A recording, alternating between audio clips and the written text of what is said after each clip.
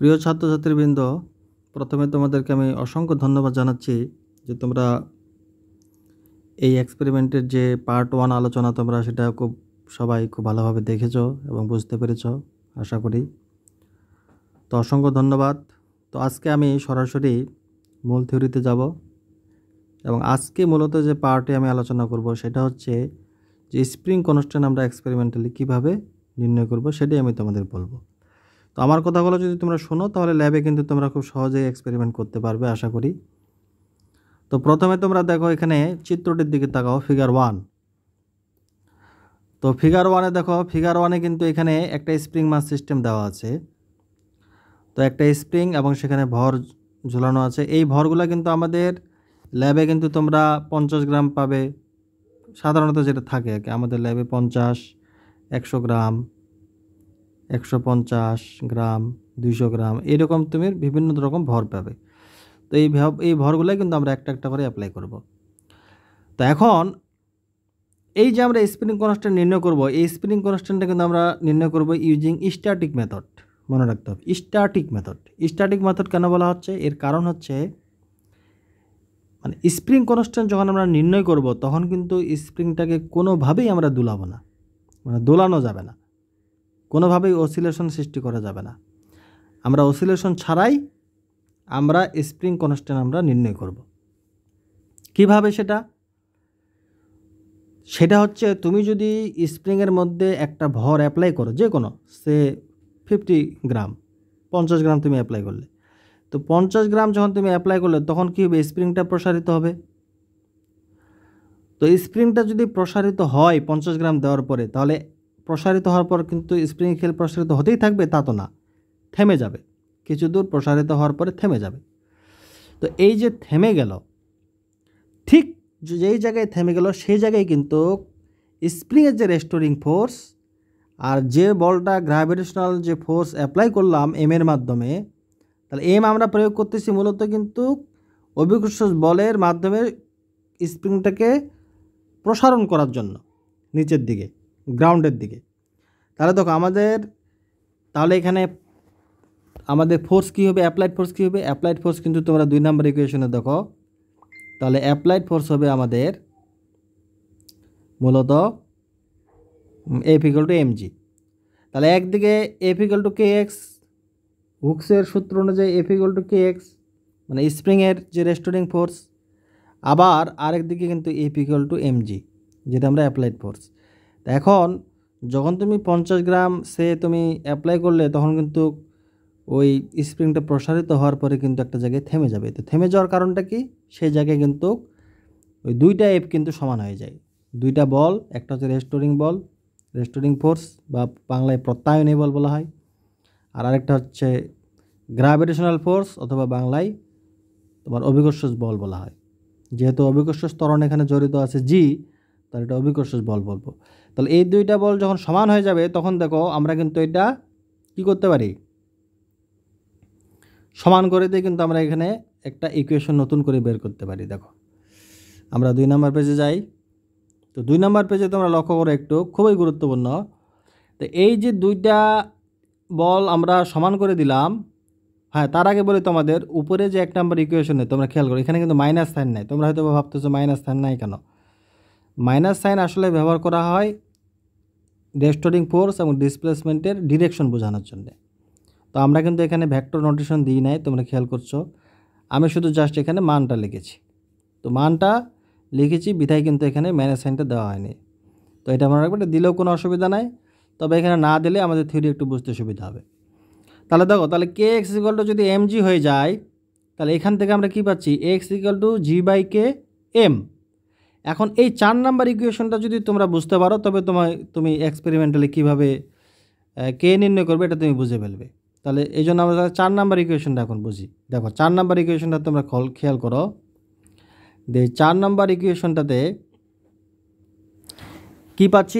x = g/k * m। এই যে ইকুয়েশনটা দেখো, এই ইকুয়েশনটা তোমরা একটু খেয়াল করে দেখো। তোমরা ছোটোবেলায় যে ইকুয়েশন একটা পড়েছো গণিতে, y = mx এর মতো দেখো, y = mx, এমটা আমাদের ঢাল ছিল মানে কনস্ট্যান্ট। ঠিক এম এর পরিবর্তে আমাদের এই স্প্রিংয়ের যে এখানে ইকুয়েশনটা পেলাম 4 নাম্বার, এই ইকুয়েশনটাতে কিন্তু জি/কে, তাহলে এখানে এম মানে হচ্ছে জি/কে, আর এক্সের জায়গায় কিন্তু দেওয়া আছে এম, খেয়াল করে দেখো, আর ওয়াইয়ের জায়গায় কিন্তু আমাদের ডিসপ্লেসমেন্ট। তাহলে একই রকম ইকুয়েশন আমরা 4 নাম্বার ইকুয়েশনটা পাচ্ছি, আসলে মূল বিন্দুগামী একটা সরলরেখার সমীকরণ কিন্তু এটা নির্দেশ করছে।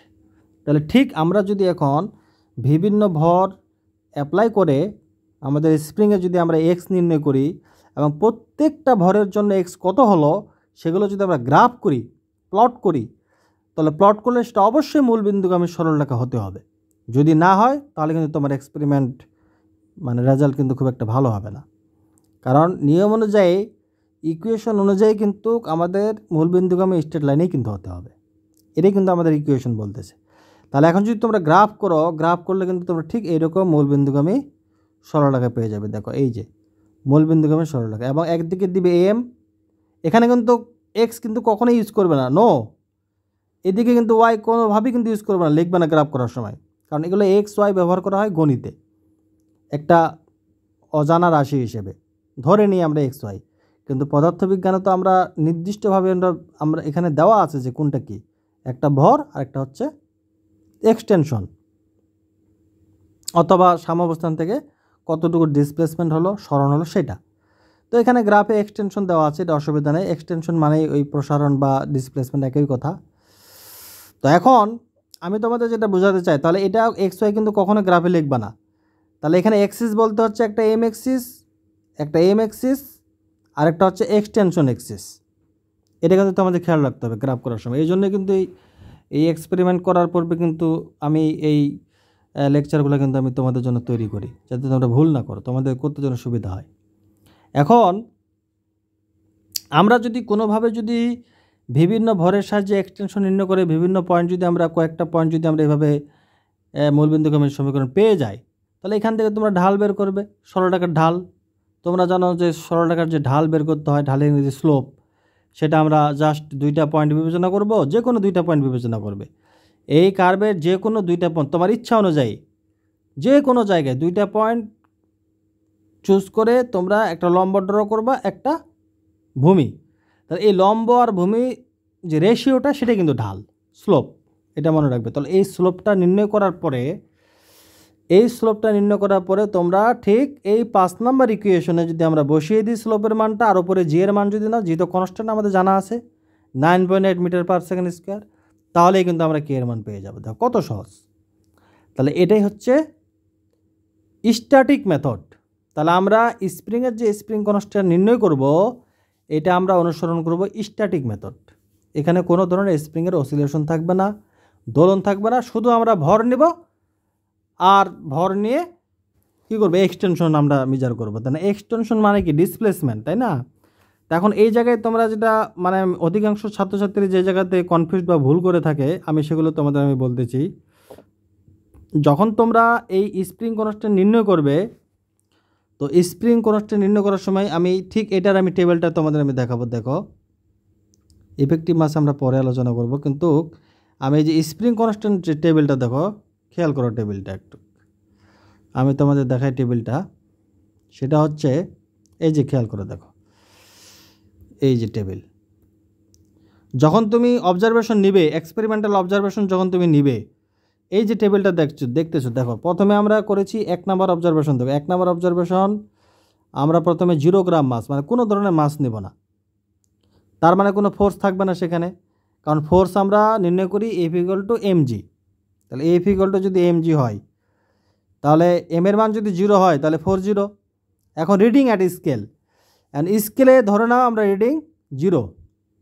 এখন আমাদের স্কেলটা এমনভাবে বসানো থাকে ভার্টিক্যালি যন্ত্রের সাথে, সেখানে কিন্তু 0 আসলে রিডিং যে তুমি 0 নেবে সেটা কিন্তু রিডিং স্কেল কিন্তু 0 আসবে না, সেটা যে কোনো রিডিং হতে পারে। ধরো তুমি সেখানে তুমি মনে করো 5 সেন্টিমিটার পেলে সাপোজ।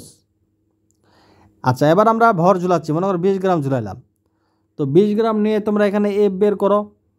এখন এখানে কিন্তু এফ কিন্তু দেখো 19600, তার মানে কি 19,600 ডাইন। এটা আসলে সিজিএস পদ্ধতিতে বের করা হয়েছে, গ্রাম তাহলে সিজিএস পদ্ধতিতে জি এর মানটা নেওয়ার কারণে কিন্তু এটা এসেছে, এটাতে তোমাদের কনফিউশন হওয়ার দরকার নাই, এটা কিন্তু বুঝে নাও।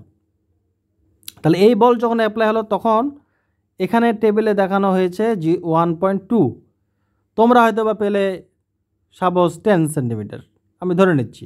মানে তোমরা যখন এক্সপেরিমেন্ট করবে তোমাদের প্রথম যখন তুমি 0 গ্রাম তখন তুমি মানে স্প্রিংয়ের যে মানে স্থির অবস্থান তখন কিন্তু তুমি 5 সেন্টিমিটার দেখতে পাচ্ছ স্কেলে। আবার যখন তুমি 20 গ্রাম নিলে তখন তুমি 10 সেন্টিমিটার পেলে। আবার যখন তুমি 40 গ্রাম নিলে সাপোজ, এই 40 গ্রাম নেওয়ার পরে তুমি ধরো আবার পেলে 15 সেন্টিমিটার। কথার কথা, আমি তোমাদের জাস্ট একটা আইডিয়া করে আমি তোমাদেরকে বলতেছি। ধরো তোমরা প্রথমে 0 গ্রামের জন্য পাচ্ছ 5 সেন্টিমিটার, আমরা এই পাশে লিখি। তাহলে 0 গ্রামের জন্য আমরা কত পাইলাম, প্রথমে তোমরা নিলাম 5 সেন্টিমিটার দাগ। আর 20 সেন্টিমিটার জন্য কত, 20 গ্রামের জন্য কত পাচ্ছ, 10 সেন্টিমিটার। আবার 40 গ্রামের জন্য 15 সেন্টিমিটার। তা এখন আমাদের কি নির্ণয় করতে হবে, আমাদের নির্ণয় করতে হবে এক্সটেনশন অথবা ডিসপ্লেসমেন্ট। এখন আমাদের ডেফিনিশন অনুযায়ী ডিসপ্লেসমেন্ট হচ্ছে ঠিক সাম্যাবস্থায় যে জায়গায় ছিল, যখন কোনো ভর ছিল না, ঝুলানো ছিল না, শুধু জাস্ট স্প্রিংটা, তখন যে পজিশনটা সেটা হচ্ছে সাম্যাবস্থান। তাই এখন সাম্যাবস্থান থেকে প্রসারণ হলো, তাই না? তাহলে আমরা কিন্তু এই 5টাকেই কিন্তু তোমরা করবা কি, তোমরা যখন এই এক্সটেনশন বের করবা টেবিলে, এই 5টাকে আবার 5 দিয়েই তোমরা মাইনাস করে নেবা। তাহলে 5কে যদি আমরা 5 দিয়ে মাইনাস করি তাহলে 0 হয়ে যাচ্ছে, তাহলে মিলে যাচ্ছে। তাহলে যখন আমাদের ভর হচ্ছে 0 গ্রাম তখন আমাদের এক্সটেনশন 0 গ্রাম চলে আসবে।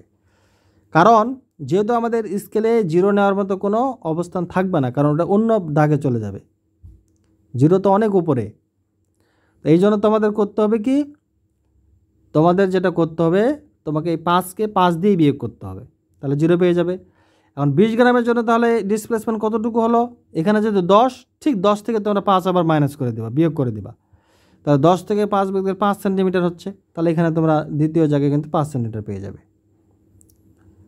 এরপরে 40 গ্রাম যখন নিচ্ছ তখন কিন্তু আবার দেখাচ্ছে 15 সেন্টিমিটার। তো এই জায়গাতে কিন্তু তোমরা ভুল করবে না, তোমরা কিন্তু এখানে 15 থেকে কিন্তু 5 বিয়োগ করতে হবে, 10 কিন্তু না। কারণ ওই 5 সেন্টিমিটার আমাদের কিন্তু মূলত হচ্ছে যখন 0 ছিল না সেখান থেকে কিন্তু আমাদের হিসাবটা, ওই দাগ থেকে যদি হিসাব, তার মানে ওই দাগ থেকে কতটুকু প্রসারণ হলো, তাহলে ছিল আগে 5 সেন্টিমিটারে, তোমার স্প্রিংটা আসলো 15 সেন্টিমিটারে, তার মানে কি 10 সেন্টিমিটার প্রসারণ হলো। তাহলে এই 10 সেন্টিমিটারটাই তোমাদের এখানে এক্সটেনশনে লিখতে হবে। তো এই জায়গাতে কিন্তু ভুল করবে না, রিডিং নেওয়ার সময় খুব একটু সাবধানে নিতে হবে। কারণ তোমাকে সবসময় এই ফিজিক্সটুকু মনে রাখতে হবে যে আমি যে ভরেই আমরা নিই না কেন, তুমি যেই ভরেই তুমি অ্যাপ্লাই করো, সেটা 20 গ্রাম 100 গ্রাম 50 গ্রাম যেটাই করো, তোমাকে হিসাব করতে হবে ঠিক ইনিশিয়ালে তোমাদের কিন্তু 0 ছিল, সেই 0 থেকে আসলে কতটুকু তোমার বাড়লো প্রসারণ, সেই টোটাল যে প্রসারণ সেটা কিন্তু তোমাকে এখানে টেবিলে নিতে হবে। তো এটাই হচ্ছে মূল কথা।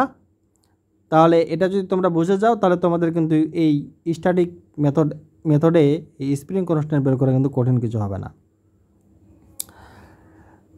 তো ছাত্রছাত্রীর বৃন্দ, আজকে আমি পার্ট 2-এ মূলত এই স্ট্যাটিক মেথডে স্প্রিং কনস্ট্যান্ট আমরা কীভাবে নির্ণয় করব সেটা আসলে আলোচনা করার মূল উদ্দেশ্য ছিল। তো আশা করি তোমরা এটা বুঝতে পেরেছো যে কিভাবে আসলে আমরা টেবিলে মানগুলো নির্ণয় করে আমরা গ্রাফ করে সেই গ্রাফ থেকে আমরা ঢাল নির্ণয় করব, মানে স্লোপ।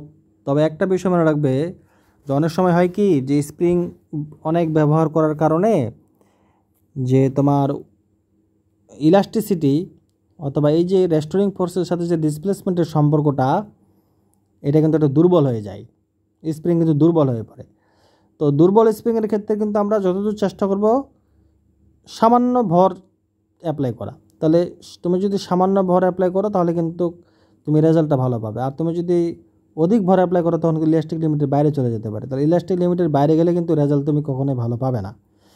তো এই জন্য তোমাদের খেয়াল করতে হবে স্প্রিংটাকে তুমি অতিরিক্ত লোড আবার দিচ্ছ কি না, কারণ প্রত্যেকটা স্প্রিংয়ের কিন্তু একটা ইলাস্টিক লিমিট আছে, সেই ইলাস্টিক লিমিটের ঊর্ধ্বে কিন্তু তুমি কোনোভাবেই ভর অ্যাপ্লাই করতে পারবে না। তখন কিন্তু তুমি আর সেই যে স্ট্রেট লাইন মূলবিন্দুক্রমে যে সরল রেখা সেটা কিন্তু তুমি কখনোই পাবে না।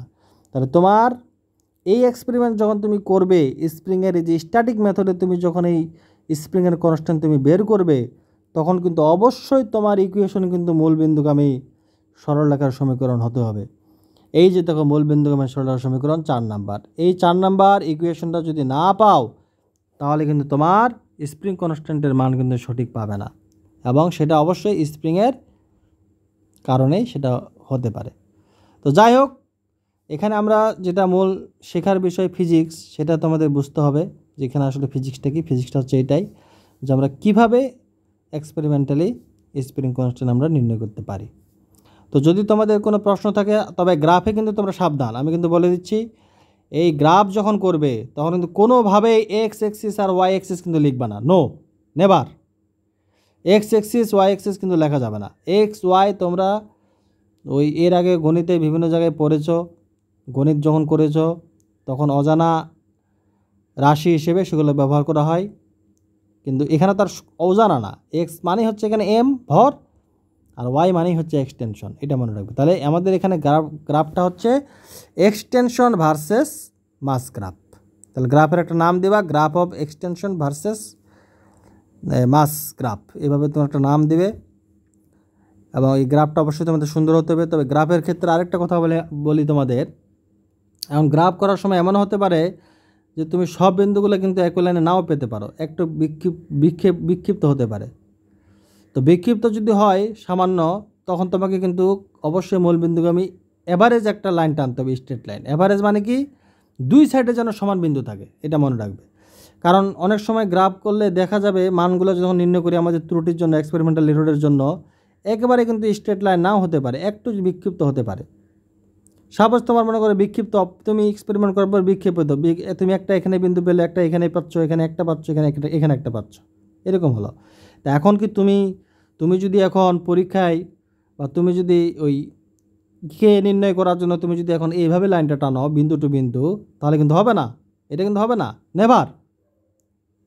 কারণ আমাদের এখানে থিওরিটা বলতেছে যে অবশ্যই তোমাকে মূলবিন্দুগামী স্ট্রেট লাইন হতে হবে। তাহলে তোমার যতই বিন্দু তোমার ডেভিয়েটেড হোক, আলাদা আলাদা জায়গায় পাও না কেন, তোমাকে কিন্তু অবশ্যই, যদি বিন্দুগুলো এরকম হয়েও যদি যায়, দেখাচ্ছি তোমাদের, যদি বিন্দুগুলো তুমি এরকম যদি পেয়েও যাও কোনো কারণে, অবশ্যই তুমি এখানে স্ট্রেট লাইনেই তোমাকে কিন্তু ড্র করতে হবে, স্ট্রেট লাইন করেই কিন্তু তোমাকে ক্যালকুলেশন করতে হবে।